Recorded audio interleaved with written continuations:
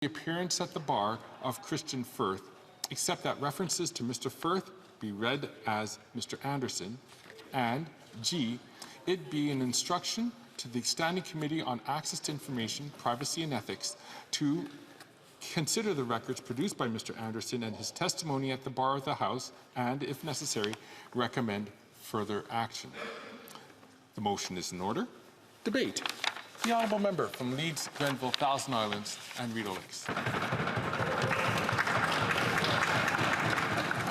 Well, here we go again. And we're here in this place dealing with another example of Liberals who don't seem to understand that their job is to represent Canadians and not represent the best interests of their best friends and their business partners. Of course, I'm talking about the saga of the other Randy. So we don't know who the other Randy is, and that's one of the main reasons that we find ourselves here today. One of the questions that the witness, Mr. Anderson, refused to provide to committee when he had an obligation to do so. Now, why do we need to know who the other Randy is? Well, at the heart of this is the minister from Edmonton, the Liberal minister from Edmonton, who was found out to own 50% of a business while he was serving in a cabinet, and it was believed that he was directing the operations of that company. Now, the minister said, of course, it's another Randy. We heard from members of the Liberal caucus that perhaps it was Randeep, and we heard from the witness, Mr. Anderson, that he could only tell us if we held an in-camera, a private meeting of the Ethics Committee so that he would reveal it to us. Now, the committee rejected that. Sunlight is the best disinfectant. If they've got nothing to hide, they should show us who the other Randy is. But it gets worse, because in the multiple appearances at committee that we've had of witnesses on this strange story of the Liberal minister from Edmonton and his business dealings, we learned, of course, that this NDP Liberal government did award a contract to that Liberal minister's business while he was serving in cabinet. That's outrageous. And of course, it's not allowed under the conflict of interest regime that we have in this country. Said another way, it's illegal. And we heard from the minister, he said when he first appeared at committee that he hadn't been in touch with his business partner, Mr. Anderson, in 2022. He said it, he was explicit that he hadn't. But the thing is about this company and about everyone who seems to be involved in it is that it's pretty sketchy. And that sketchy company is involved in a massive lawsuit that alleges fraud of $500,000. There's an unexplained but suspicious warehouse fire that targeted only the inventory at this Liberal minister's company's warehouse. And so through the legal system, we're learning through the disclosures that there has in fact been contact in direct contradiction to what that Liberal minister said. He said he had not talked to his business partner in 2022.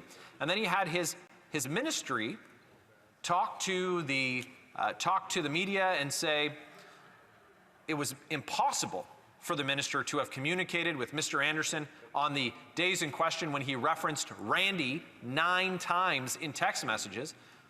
Mr. Anderson claiming, obviously not believably, that these were 9 autocorrects, so he couldn't tell us what was being autocorrected. And the recipient of those messages, of course, never challenged him on who the other Randy was, because it was always represented to be the business partner, the individual who owned a 50% share in that business, the Liberal minister from Edmonton. And the minister's staff said, well, he can't have communicated because he was in cabinet. He was locked up. He flew into Vancouver, and before he got there, they must have taken his phone and put it in a box, and he didn't get it back for weeks. He didn't talk to anybody. They said it was impossible. But then we demanded his phone records. But he only provided one phone. but we know he's got another one. So we had to issue another demand for phone records and text messages. Well, guess what we found out? That while the Liberal minister's business partner was telling the victims of this fraud, worth about $500,000, that Randy was in Vancouver and needed answers, well, the minister from Edmonton was in Vancouver at that time. And though his office said that he couldn't get these messages, well, in the last time that he testified at committee, and I want to reference a story from Blacklock's reporter from Friday, September 20th, titled, "Minister Changes His Story." And it in fact says that he admitted to both being in a text message exchange and a phone call with his business partner during that 2022 retreat. Well, what changed? So how is it? What's it called when someone says something that they know isn't true? It's a lie. Well, yeah, I heard people say it makes them want to cry. And it certainly does. When you have a minister from this NDP Liberal government who comes to committee, a minister of the Crown, they should be able to put their personal interests aside. They legally have to, but we see that that's not been the case for this minister. But to save his own skin, came to committee and said something that we now have proven to be not true, and he then later admitted it at committee. So, was he telling the truth the first time, or was he telling the truth the second time? Well, he was telling the truth when he got caught having not told the truth. And that's the material fact of the matter. So this is what we're dealing with. And his business partner, who defied multi-partisan efforts to just tell the truth, he refused. What are they trying to hide? What are they trying to hide in this company where this Liberal minister from Edmonton, his business partner, puts up a handful of Porsches and Land Rovers as collateral in the hours before they incorporate this business together, but this Liberal says, oh, he had no idea. That seems unbelievable. As unbelievable as pretty much everything he said at committee, because we now have the receipts, we now have the records to show that what he said was not true. You can't believe what he's saying, which is very often the case. It's been a case of serial ethical law-breaking by the Prime Minister and members of his cabinet. But now we have his minister who's just saying one thing when another is the truth. And this isn't acceptable in a parliamentary committee. It's contemptuous in and of itself. In a courtroom, it's perjury. Had the minister been asked to swear an oath, it would be perjury. Perjury in this country is punishable by up to 14 years in prison. There's a common sense conservative private members bill that will come before this House when we're done dealing with all the matters of contempt that arise, all the matters of privilege that arise from this broken government after its 9 years. And that bill will deal with fines of $50,000 for contempt and a mandatory 6 months in prison for perjury before a House of Parliament. Isn't it about time that we had real consequences? Isn't it about time? But we're going to have Mr. Anderson come before the bar. And members across party lines, like that report came out of committee recognizing the refusal of the witness to answer the questions, all members of this House should be in lockstep that it is unacceptable to come before a parliamentary committee and to refuse to provide the answers that are requested. Very reasonable answers. This whole issue is only at the committee. It hinges on who Randy is. One name. One name was kind of the hallmark ask for that committee, and this individual refused. Along with a host of text message records and phone records he refused to provide. Just like his business partner, that Liberal minister refused to provide the full material that was requested by the committee and had to be asked multiple times. The ethics commissioner took a preliminary look at it and said, I don't think there's anything here. But then some of the half-truths of that minister were exposed. And he had to take another look at it. But with the information he had, he didn't proceed with a finding against that Liberal minister. And the Liberals held it up and they said, look, he didn't do anything wrong. The ethics commissioner is not launching an investigation and finding him to have broken the law like the Prime Minister has twice, or the Public Safety Minister, or the former Finance Minister, or the Trade Minister, or with these Liberal benches. The ethics commissioner had to look at it again, but he still doesn't have all of the information and doesn't have the power to, of course, order the minister to produce it. He's just asking him. Well, we asked him, and he didn't give us all the information. A $500,000 fraud. Contracts being given to a member of cabinet. At the same time, that same minister had his name listed in the corporate registry for a lobbying firm. Oh, it got left on there by accident, he said. And then he got paid by that lobbying firm while he was sitting as a minister. Oh, it was a deferred payment, he swears. Now, does he swear like he said he didn't talk to Mr. Anderson in 2022, but now we have the receipts that show that he did? It's highly suspicious what's going on. Highly suspicious. But these Liberals don't see the forest for the trees. And today we, of course, had a common sense conservative motion recognizing that after 9 years of this NDP Liberal government with taxes up, costs up, crime being up, that their time is up. Why is it that there isn't government legislation on the floor of the House? Why? They're trying to get as many opposition days out of the way as they can. And now they're stuck dealing with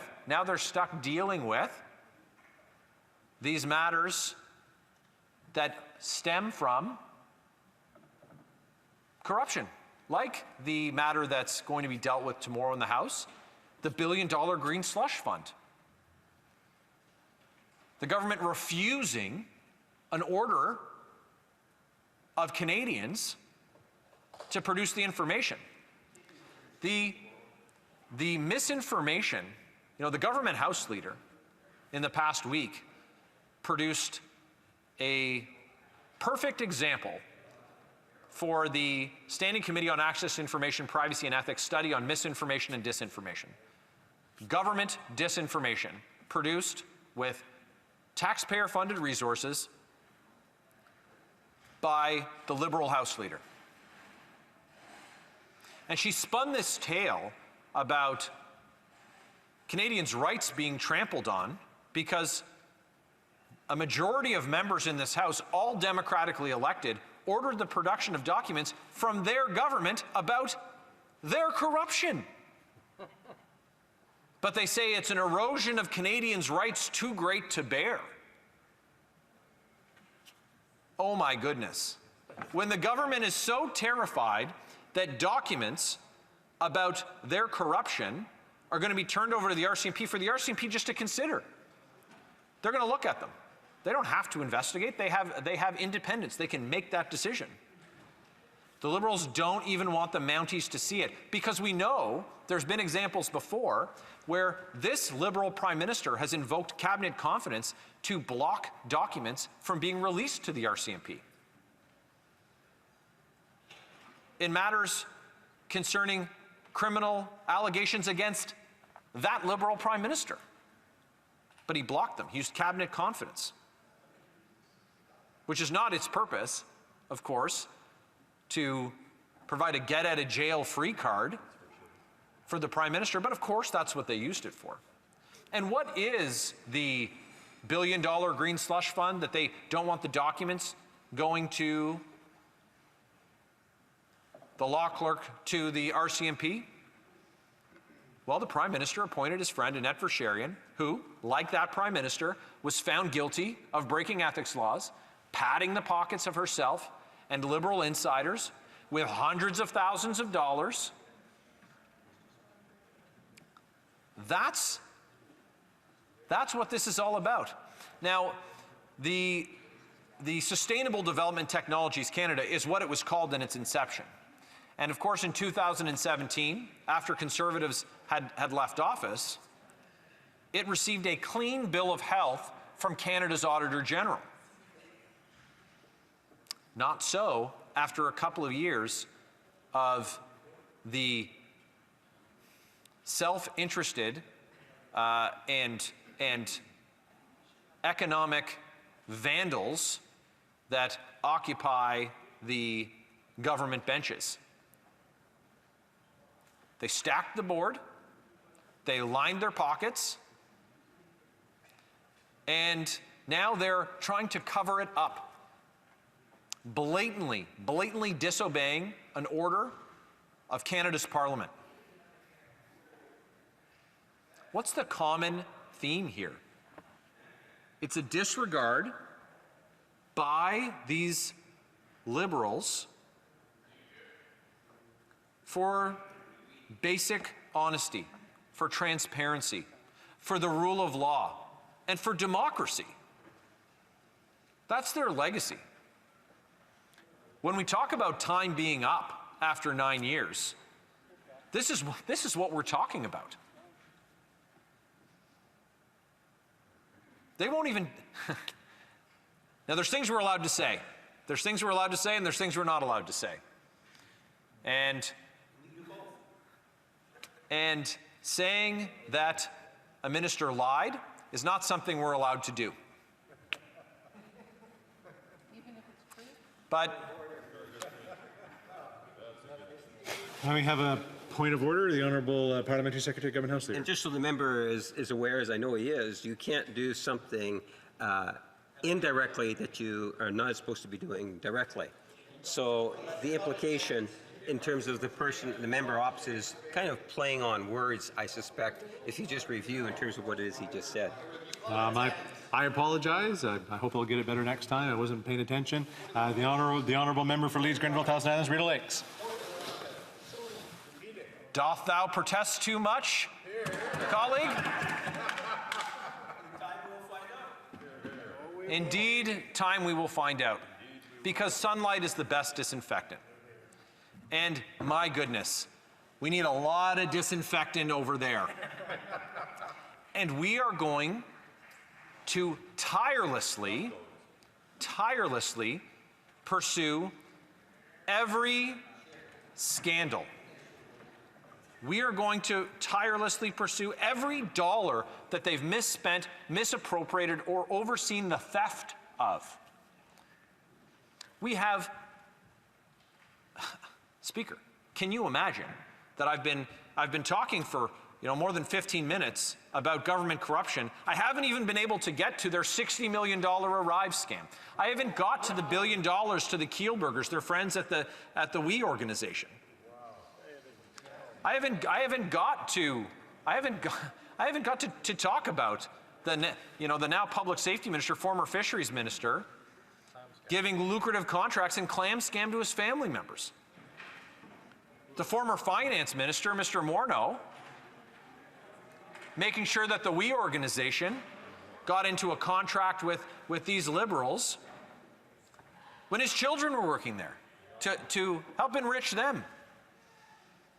These guys haven't found a Canadian taxpayer dollar that they haven't promised to one of their buddies before they've taken it out of the jeans of the person that earned it. 9 years.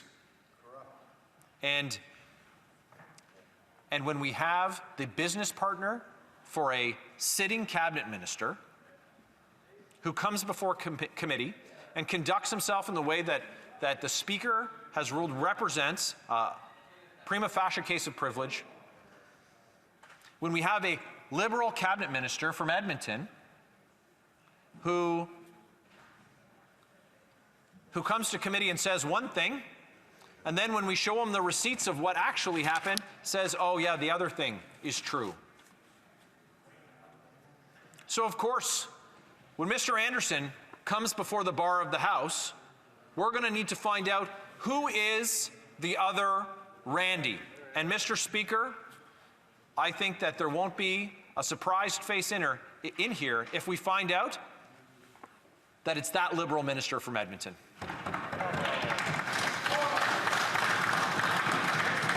Questions and comments. The Honourable Parliamentary Secretary to the Government House Leader. Yes, thank you, Mr. Speaker. And there's no surprise coming from me listening to the member opposite. Actually, he's been conspiring all sorts of imaginations that have driven him to be the attack dog on anything that even has any hint of corruption. And if it isn't corrupt, he'll still imply that it's corrupt. The minister he's talking about is not once, but twice has been cleared by the ethics commissioner. Yet the member persists on trying to assassinate the character of ministers of this government. Whether it's justified or not,